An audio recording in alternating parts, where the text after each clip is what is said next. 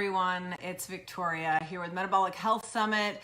Thank you for joining us today. Very special guest that I'm bringing on, Miriam Kalamian, and she is a ketogenic nutritionist. She's an author, an educator, and just an incredible source of knowledge when it comes to ketogenic therapies. So I'm really excited to invite her in. She's watching right now, and we're going to be talking a little bit more about Keto for Cancer. I'm going to add. All right.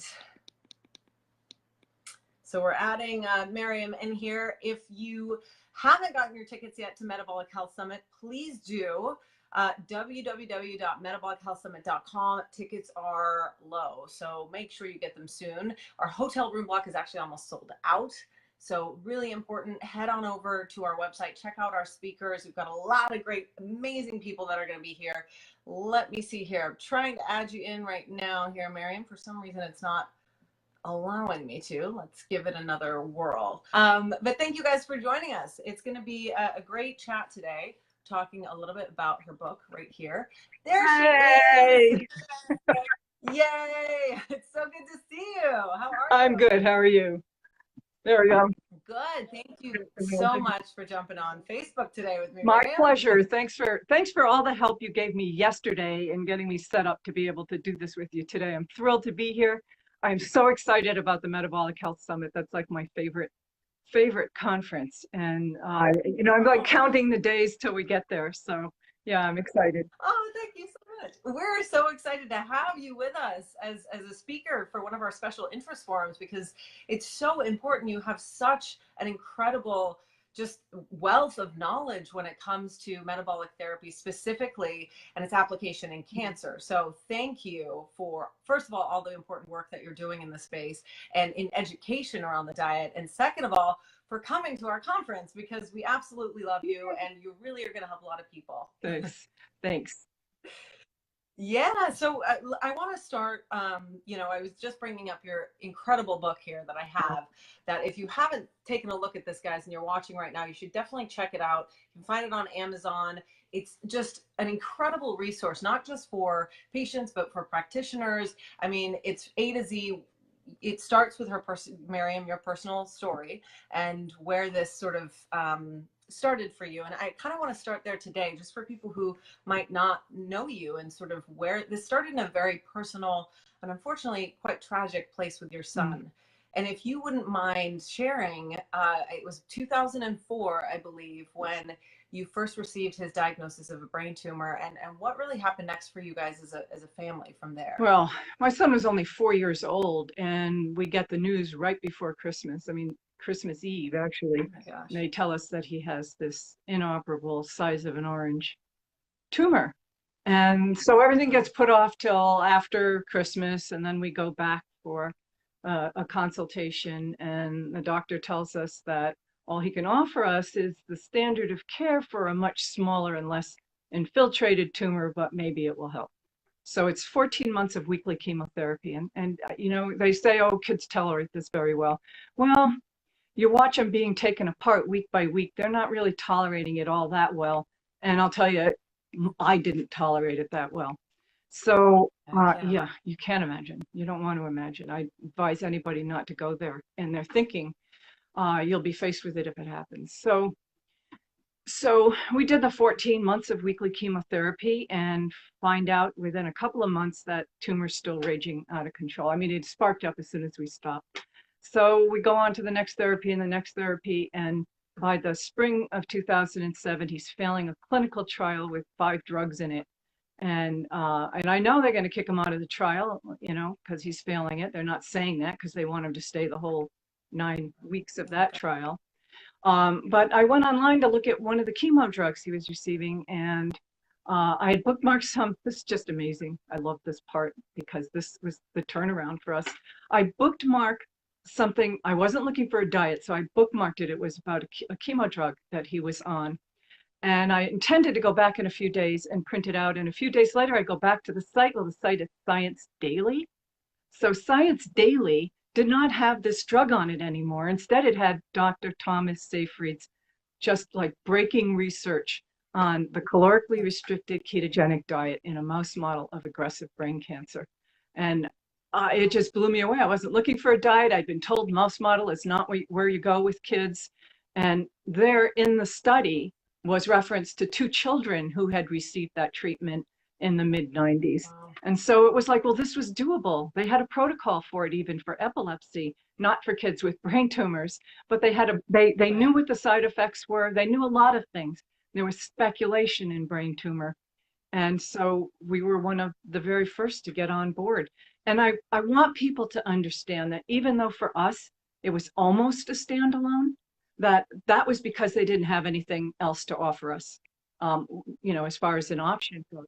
At that point, they didn't really have anything else. They were moving them to palliative care. And so, okay, choice of palliative care that's going to result in hospitalizations and transfusions until he's gone, or let's just give this a try for a couple of months. So honestly, Victoria, I would not, wasn't expecting anything tremendous, hopefully anything. And we got 10 to 15% tumor shrinkage in just 3 months. Just 3 months, right? 3 months. That is unbelievable. So at that point, I mean, I'm sure you kind of went at this as this was sort of like, this is the last thing we can do. It's food, it's nutrition.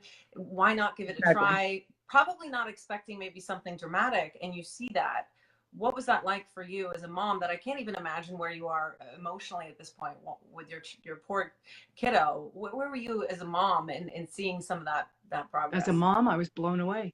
I just couldn't believe it. I couldn't believe that the medical oncology community had nothing for him, and this diet had something that would work for him. And so I knew I was doing it wrong, and boy, was I doing it wrong. That's one of the major motivators for me to get that book out there, to help people to understand how to do it right, even if, just to understand the underpinnings, what the science, the basic science is. I've got it in there for people who want it, but like I stress, people don't have to understand the science. They could skip over it and just go to how to implement the diet. So, which is huge. And when you started, there was nothing really. I mean, in terms of like using this for a child with a brain tumor, you were kind of unmarked territory. So you kind of had to figure it out as you went. Yeah, right? There was one book out. Johns Hopkins had a handbook for parents with kids on the diet for epilepsy. And they had like one paragraph on the speculation for brain tumor. And they were actually very supportive. They kept their distance. They couldn't give me advice. But I did manage to talk the leading consulting nutritionist for the Charlie Foundation into a session with me after we got the good results. After I did all this on my own with just the book, and then she talked to me, and I figured out what I was doing wrong. And a month later, I was in a graduate program for human nutrition, and I was just like so focused on this. I'm focusing on ketogenic diet. I'm focusing on cancer. I got to learn what I need to have in order to share this with other people. That's amazing, because I mean, to think about where you sort of have been with your family, and like I said, I can't imagine kind of going through that, and to now see how you've taken this difficult situation as a mom and you've turned it into something where you are impacting hundreds of lives. I mean, the resources that you have in this book, what you do when you speak, is something just so important in this space, because there needs to be more information, I think, around ketogenic therapies, especially based upon your incredible experience. You don't just talk about your experience either. You talk about the science as well. You've connected very deeply with Dr. Thomas Seyfried. You were mentioning, and Dr. D'Agostino too. I mean, he was a wonderful. And Dr. Yep. And Dr. Angela Moff is watching right now, our co-host in Metabolic Health Summit.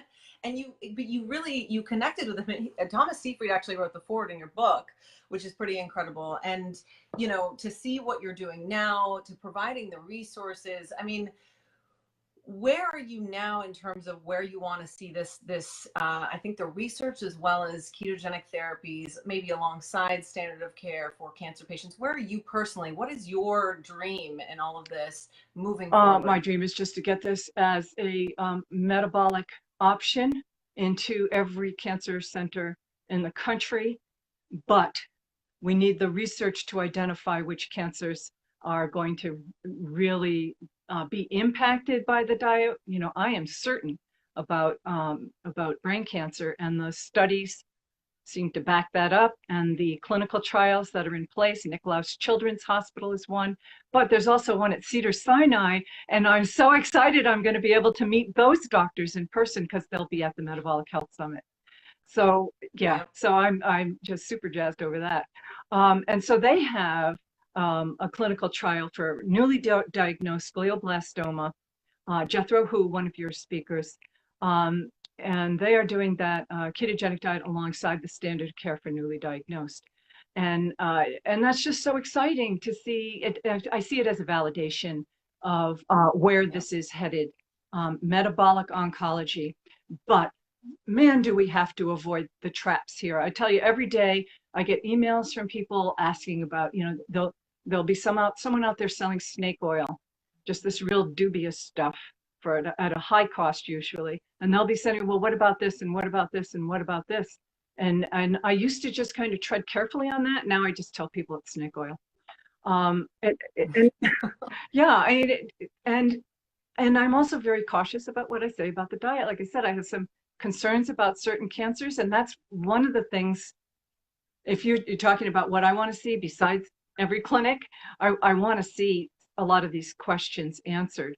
But I'll tell you, there was a tweet just this morning, and it was from Siddhartha Mukherjee, wrote The Emperor of All Maladies, a pretty like conventional oncology guy who a few months ago said he was going to start some clinical trials, ketogenic diet along some of the inhibitors in cancers. I think he's doing the PD-1s and the PDL1 inhibitors, kinase inhibitors. So, so he's out there on this tweet today saying he's got the pharmaceutical companies are going to supply the drugs, but he doesn't know how to get the funding, the $300,000 for the funding for the ketogenic diet part. That's how sad it is that somebody like Siddhartha Mukherjee has to tweet out there begging for money through a crowdfunding source in order to be able to move this trial of the drug and the diet forward. That's crazy. There should be money for these studies, and there just isn't. There's no financial incentive. We need benefactors is what we need. Mm-hmm. Yeah, and I think, absolutely. But I think what's so exciting about this time is that you're really starting to see a lot of patients taking control, being their own advocates, learning about the work that you're doing, that Siegfried's doing, that Dr. Dominic D'Agostino, Dr. Angela Poff are doing, and they're really taking charge of their health. So I do think this movement is sort of starting to happen, which is a really exciting thing to see people really take seriously what they're eating and putting in their bodies. There's a lot of work to be done for sure. And I think more and more physicians are starting to notice that there is something to this. And hopefully through conferences like Metabolic Health Summit, not spreading hopefully, the word. for sure. Oh, thanks. Thank you, Miriam.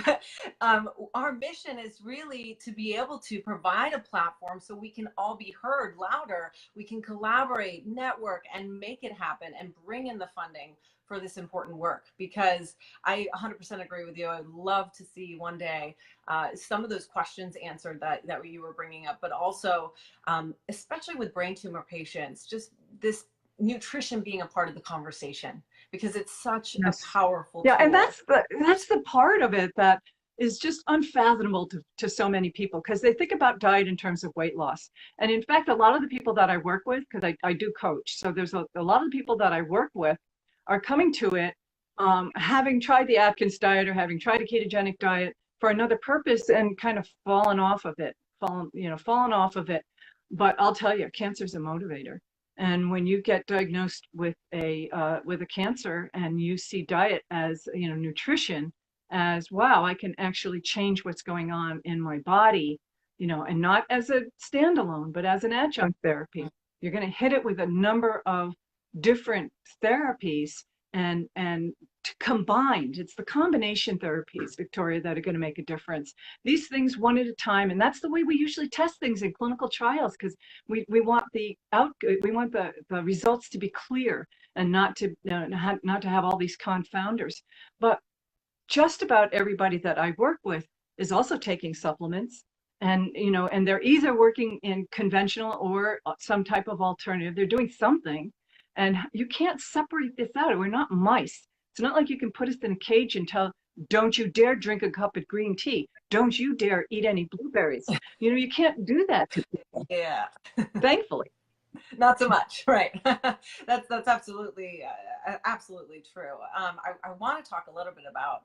We're so excited to have you at the summit because you're going to be providing a specific forum on keto for cancer and the nuances in this. If you want to kind of briefly touch on what you're going to cover and what this might mean for, you know, both the patient and the practitioner who's in attendance at our summit. Okay. I'll just kind of run through the little cards I'm sitting here with. So I've talked about the adjunct, that it's an adjunct.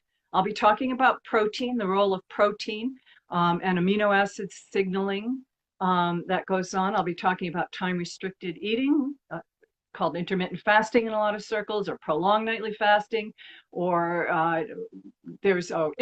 anyway, there's a number of different names, but I'm going to call it time-restricted eating. I'm going to talk about keeping up with the science and how to tell us a scientific paper from some promotional materials. I'll be talking about ketone supplements and their role in raising ketone levels, suppressing inflammation, suppressing glucose, bringing glucose levels down. I'll be talking about a little bit about water-only fasting because I want to talk about the pros and the cons for somebody especially newly diagnosed. I'll be talking about testing. You can't manage what you don't test. One of the nuances is dairy. Some people, there's a lot of that. I'll save that for the conference. Keeping your team in the loop, that's really important, and understanding that diet is a choice. So I've got this little piece of time at the conference, and I'll be sharing what I can in that limited amount of time. But I want people to know that if they see me in the halls or at lunch or anywhere, they see me wandering around, they can pull me aside. That's what I really thrive on. There's things I want to do on Friday with the cancer. I want to sit on those, but the other days of the conference, I'll be there. And I'm very accessible, and I don't bite. And what I invite all your questions. I love questions, I really do. But understand, I'm not going to be offering medical advice. I'm not going to tell you whether you should have radiation or not. Those are off limits. I won't even be talking at this conference about metabolic therapies because there will be other people talking about those things. Mm-hmm. So I'm just so looking forward to it. And if you've got a little group of people and you got a place to pull us aside, that's great. At one of the first conference, a group of women with ovarian cancer, we actually sat in their suite and talked for a while. And I'm open for that. So please come to the session, to the breakout session, but also just track me down wherever you can. Yes, and I can attest to that. You and I briefly met in person at one of the conferences on nutritional ketosis and metabolic therapeutics before we changed the name. And Miriam just is such an incredible resource and such a friendly, great person. So absolutely come and approach her if you do see her. But you'll be hosting the forum in a ballroom where there will be, following your talk, room for questions, so people can really dive into some of those things. But people can also find you on your website and a few other locations, if you want to mention that. Oh, sure. Where people can find you. Well, I don't, as Victoria found out yesterday, in prepping, in getting us set up so that we could do this today. I don't spend a lot of time on Facebook, not very familiar with some of the tools. Oh, you're great. But I do have a Facebook page under my name, Miriam Kalamian. I also have one, Ketogenic Diet for Breast Cancer, but I post other studies other than breast cancer. I have a Twitter account. Again, I don't tweet a lot, but I did today. Dietary Therapies is the Twitter handle. And I have a YouTube. I have lots of YouTube. So if you go to my website, dietarytherapies.com, there's lots of videos on there and information and links. And that's it. That's who I am. I just, like I said, I'm just looking forward to this so much. Oh, we're so looking forward. And you can also find Miriam's book online. I have a question for you, Miriam. I know you implemented the diet with your son and you saw some pretty incredible results in 3 months through his MRI. Curious for the patient watching, or maybe somebody who's thinking about starting this with their own child, what were some of the things you noticed, and did he experience improvements in quality of life? I believe you guys got, it was another 3 years, if I'm not mistaken. We got 6 years. 3 years were pretty darn stellar. They were really great Yeah. quality of life. And then the final 3 years was like a roller coaster ride. It was just sort of up I'm and down. sure. But in that time period, in that little gift of time that we had been given because of the diet, um, Yeah. we spent 5 months down in Mexico, in the Baja, camping in the mountains and Wow. hanging out on the beach. And it was the most relaxed and happy, and all of the good experience, the memories in that, they're just like, I'll carry them with me to my grave. And it was just so important. And it did happen for my son that he felt so loved and cared for. And that was his number one. So that became our number one thing, make him feel loved and cared for. And and the fact that we could do this basically, for a good 5 years of that 6 years, we were doing it without any therapy at all. But like I say, if I could not, On the ketogenic diet for 5 yeah, years. yeah. And it was we went from a really kind of rigorous ketogenic diet, and because we were using the model for kids with epilepsy, and you got to be like right on. You mess up, you put the wrong sun cream lotion on those kids, and they'll have a seizure. So we're following that like out to the second decimal place on carbs and protein. And Wow. and we realized after a while, after seeing MRI after MRI, looking good, looking good, looking good, and his vision improved, his behavior Wow. improved, his just his language came back, he started reading again. There was all kinds of really positive things. But yeah, but a kid with a brain tumor the size of an orange is ultimately going to succumb to that. And he did.